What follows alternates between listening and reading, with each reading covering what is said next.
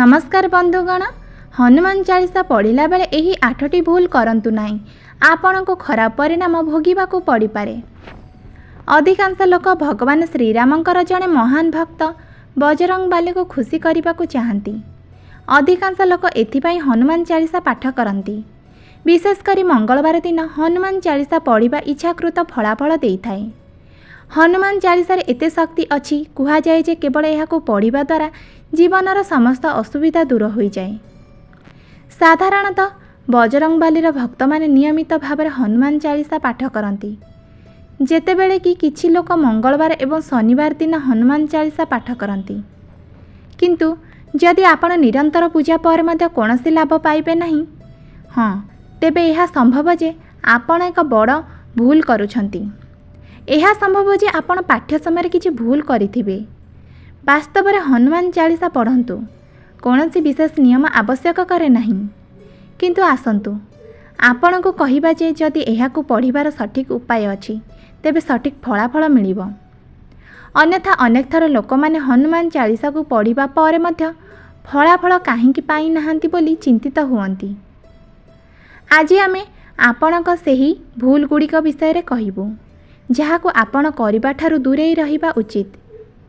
किंतु बंधुगण, यह पूर्वर जदि आपण हनुमान जींकर प्रकृत भक्त तेबे भिडियोटी को शेष पर्यंत देखंतु एवं कमेंट बॉक्स रे जय बजरंगबाली लिखि दियंतु। आसंतु जानिबा सेही 8टी विषय रे। नंबर 1, हनुमान चालीसार पाठ करिबा बेले शिक्षा समय रे आपणक मनरे कौनसी प्रकारर नकारात्मक न आनिबा पई विशेष ध्यान दियंतु। कारण एपरी करिबा द्वारा पाठटी संपूर्ण विवेचना करा जाए नहीं। हनुमान भक्त अनावश्यक भावरे काहाकू व्यथुत करंतु नहीं।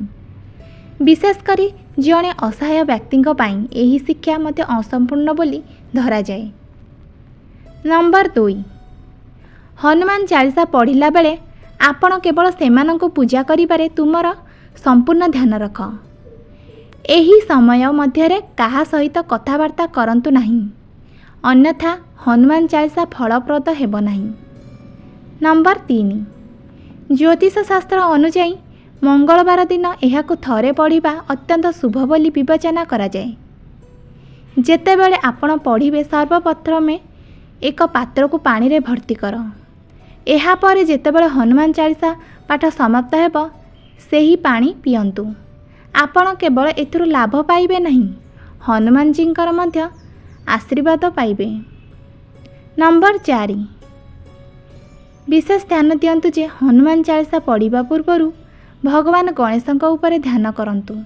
एहा सहित परिवारर देवता मने रखंतु। नंबर 5, मध्यम चतुर्थांशर पठन आरंभ।